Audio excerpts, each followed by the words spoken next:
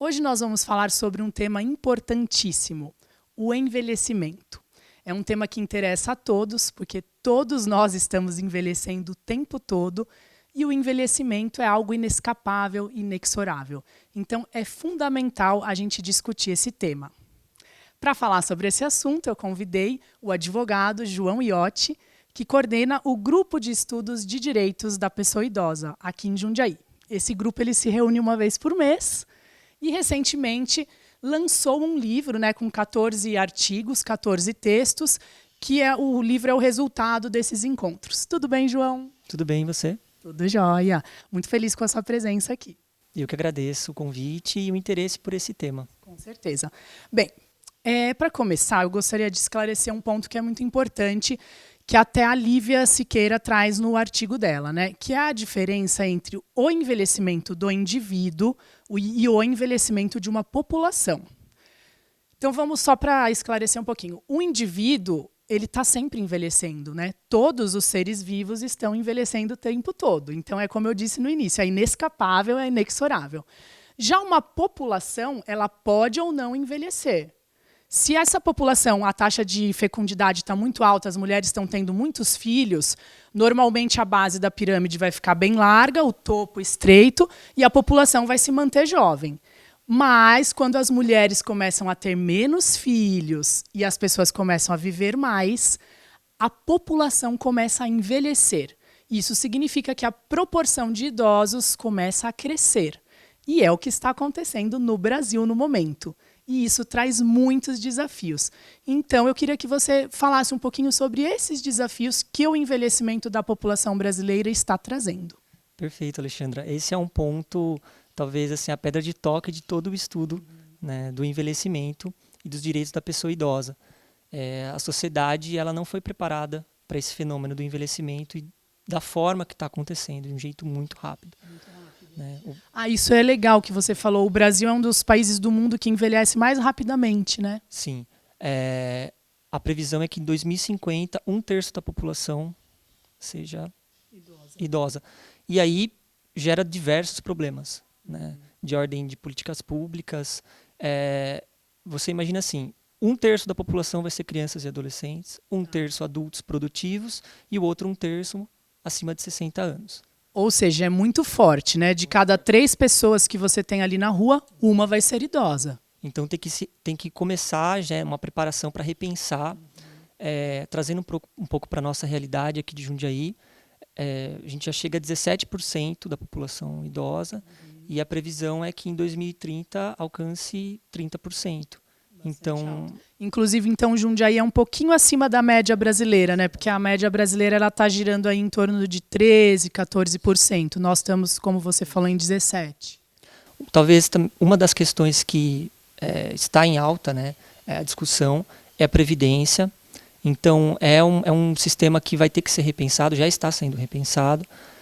Foi repensado, né? A reforma passou, mas talvez nem seja suficiente, né? Não, é paliativo.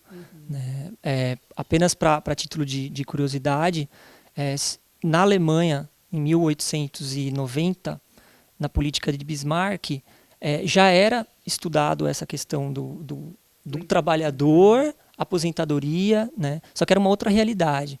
Na época, Bismarck criou uma aposentadoria de 70 anos para os trabalhadores. Na mesma época, aqui no Brasil ainda estava se discutindo a escravidão.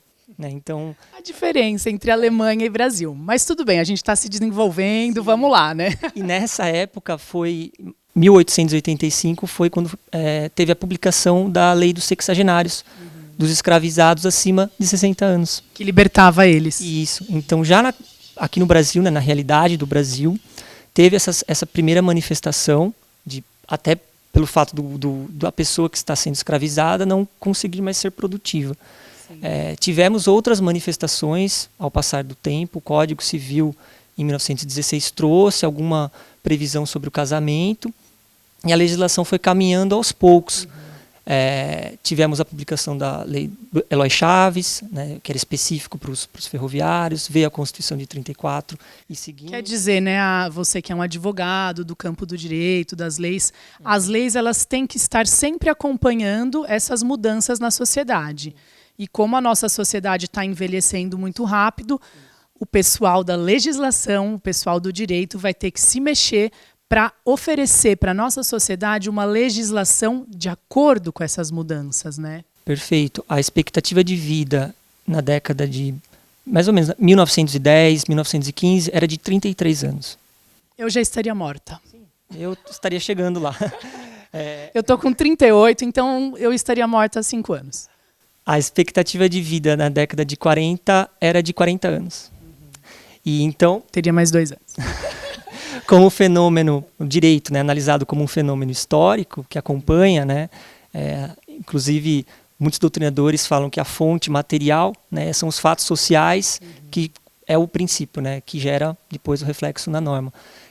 Como não existia uma expectativa muito alta, né, era uma realidade muito distante, o envelhecer era um fenômeno. Então, basicamente, quando a expectativa de vida era de 30 e poucos anos ou 40, nem existia muito o assunto envelhecimento físico, porque o corpo humano ele ainda está bem vigoroso, né, por cerca dos 40 anos. Exatamente. Mundialmente, teve um alerta, né, através da ONU, em 1980, que a ONU chegou e falou, ó, pessoal, a população mundial está envelhecendo.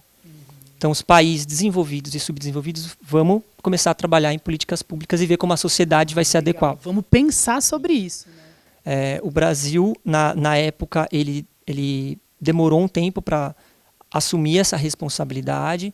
Foi criado, veio muito com a Constituição de 88, já prevendo como um direito, né, social o envelhecimento.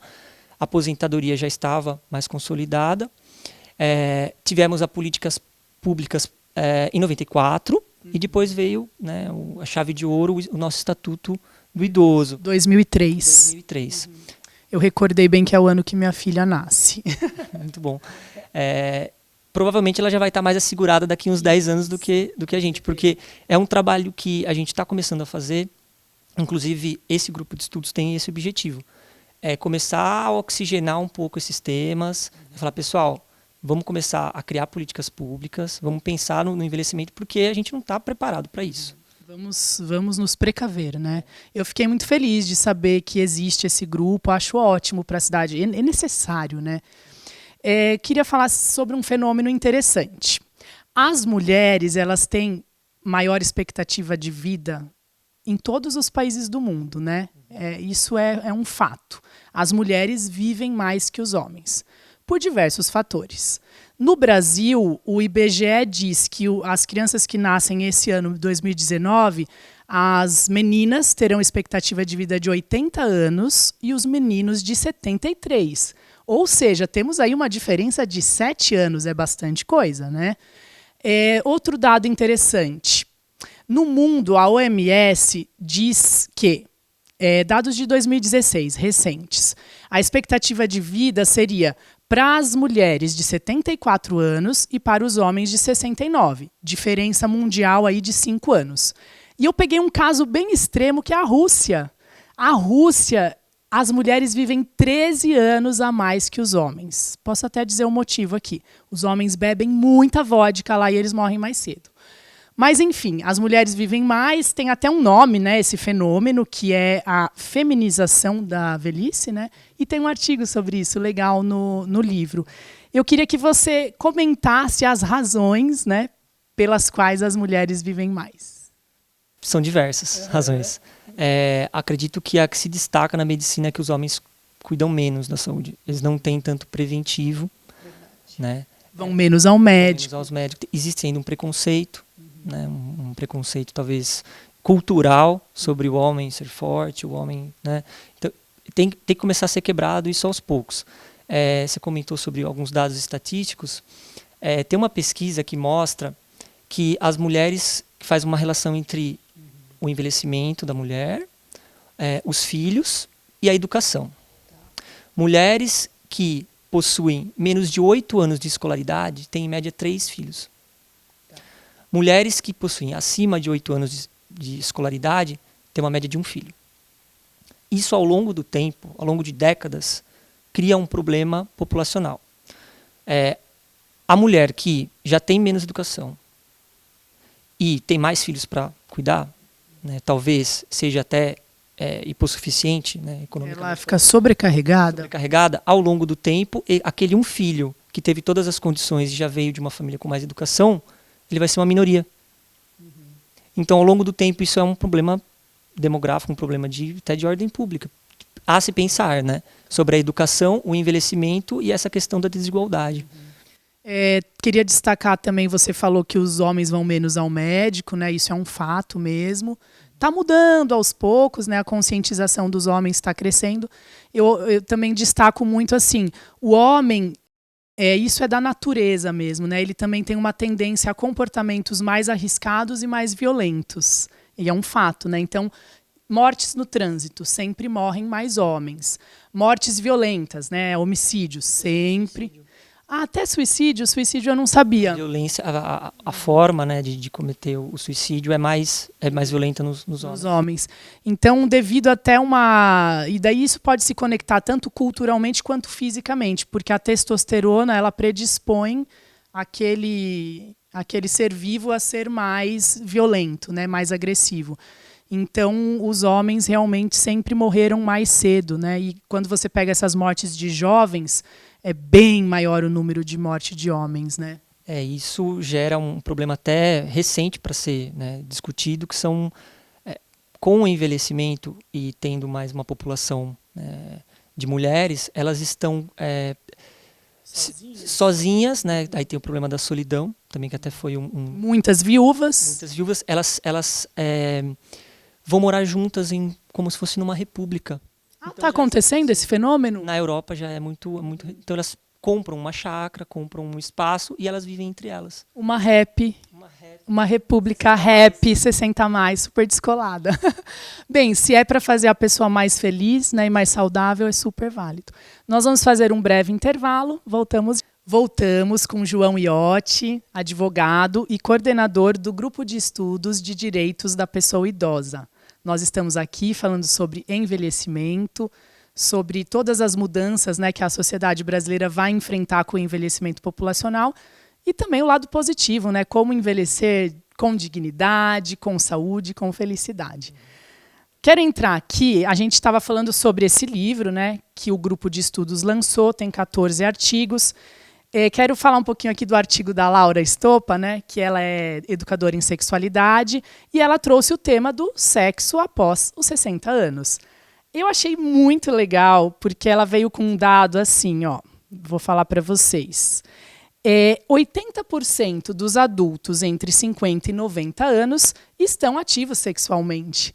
Então, o sexo para os idosos, né, essa palavra às vezes parece que nem combina, mas ele existe, é um fato, mas sofre preconceito, né? Tem gente que finge que não existe. E, inclusive, eu queria falar sobre as políticas públicas. Um exemplo que ela dá muito legal é o seguinte, tem as campanhas para incentivar os usos de preservativo e tal.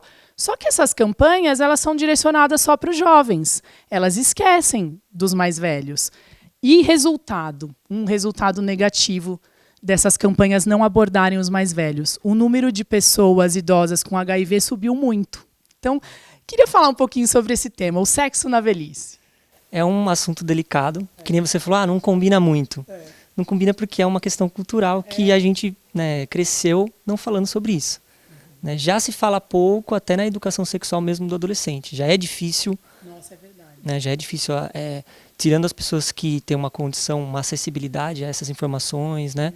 Já é difícil nessa fase. Você imagina, depois de uma vida, você falar sobre sexualidade. Como diz a Laura, cai na invisibilidade, né? De novo, né, existe um preconceito, um tabu, né, histórico, sobre, inclusive, o homem falar sobre a sexualidade. Então, isso acontece em grupos mais de mulheres. Elas conseguem se desenvolver, se abrir mais sobre o que elas estão sentindo, estão vivendo. Como você havia comentado, estatisticamente, existem mais mulheres e a tendência é que tenham mais mulheres.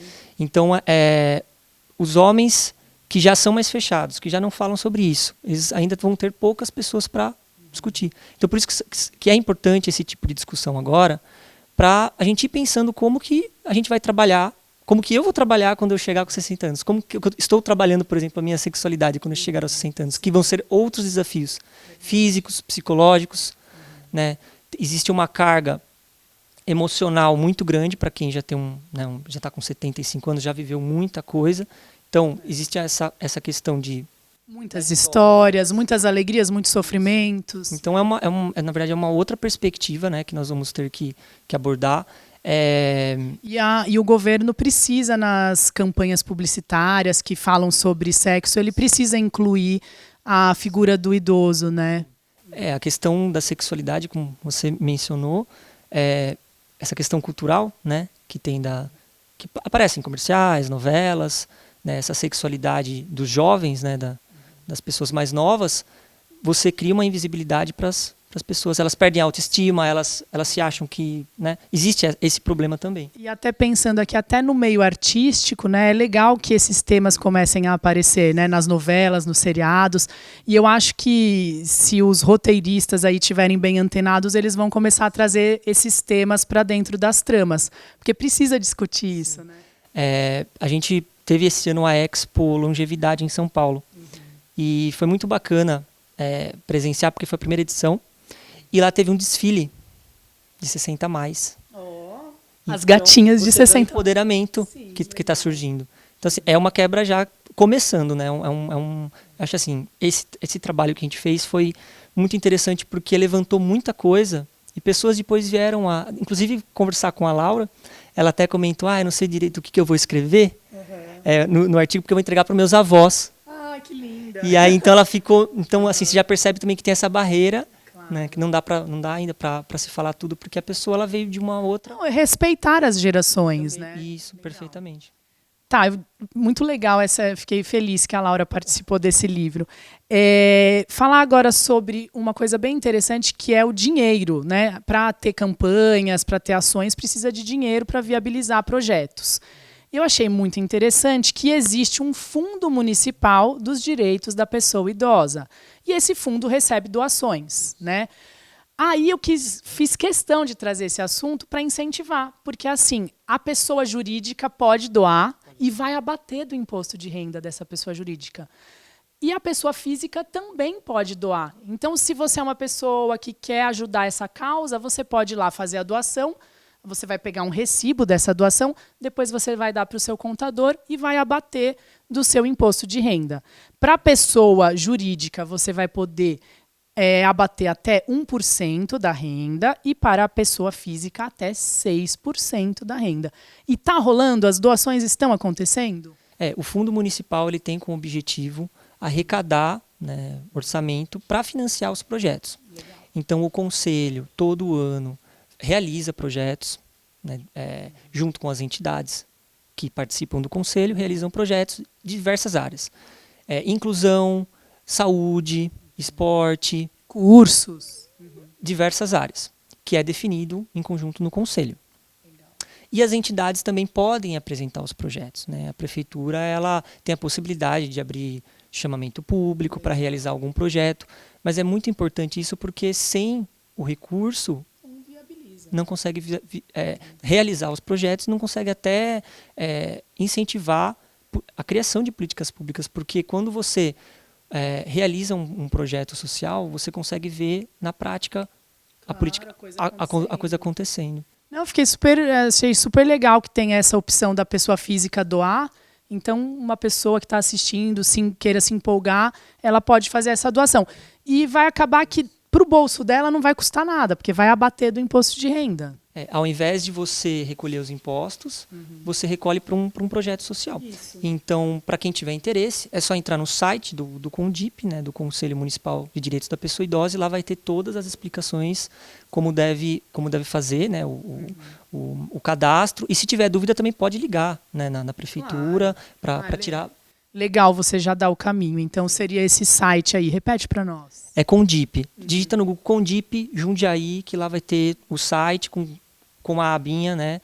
Faça a doação, e lá vai ter toda a trajetória. Legal. Bem, a gente foi falando aqui de alguns textos.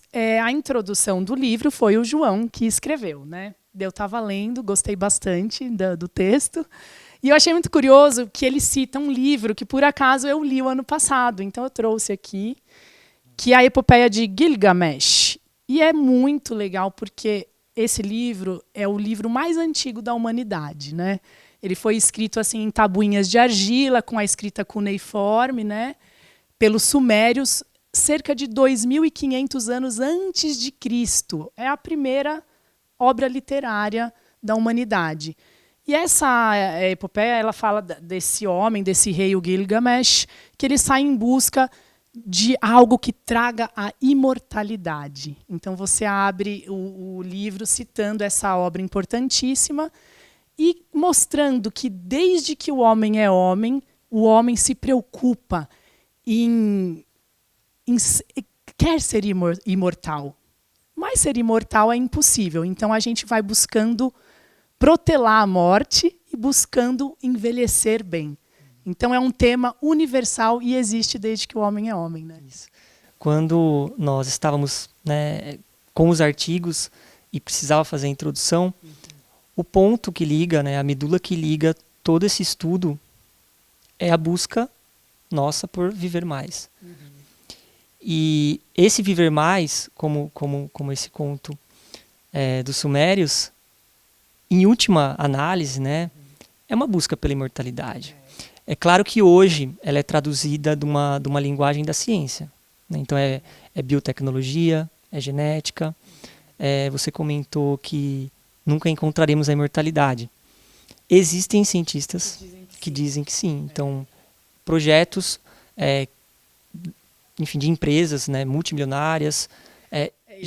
Pessoas bem respeitadas já afirmam categoricamente que vai ser possível o ser humano imortal. Né? Talvez não nessa linguagem conhecida, né, mas... O que assim, aqui é um comentário pessoal, o que me assusta muito. No conto, né, o rei, ele era um rei muito conhecido, muito forte. Ele era conhecido por ser um rei muito forte, fisicamente muito forte. E ele se deparou com a morte do seu amigo. Do Enkidu. Isso. E ele não aceitou a morte. E ele percebeu que um dia ele também ia morrer e ia perder todo o império dele. E ele desesperou. Surtou, e aí nesse conto né, existe muita simbologia por detrás desse conto, né, mas ele atravessou diversos mundos, submundos. Uma grande jornada em busca da imortalidade. Bem, esse capítulo é muito misterioso, vamos ser imortais ou não, dá assunto para um próximo programa. Mas a mensagem que eu acho que fica é: envelhecer é inevitável, então vamos envelhecer com saúde, com dignidade e com alegria, né? Perfeito. Fica aqui o convite para quem quiser participar do grupo. A gente está se reunindo na Ciesp uma vez por mês. É só entrar em contato pelo Facebook, pode me procurar, João Iotti, ou procurar o próprio grupo, né, Grupo de Estudos de Direitos da Pessoa Idosa de Jundiaí. Gostaria de agradecer, né, o convite, o interesse. Sim. Agradecer também a Prefeitura, agradecer a Ciesp, né, por acolher. Também agradecer a OAB através da coordenação da doutora Cláudia Salles, que ela vem ajudando muito, que eu também estou atuando na OAB, legal, na Comissão de Direitos da Pessoa Idosa. Então fica legal. Aqui o meu registro. Legal você convidar. Muito obrigada por ter participado do Direto ao Ponto, trazendo esse assunto interessantíssimo. Obrigada, João. Imagina.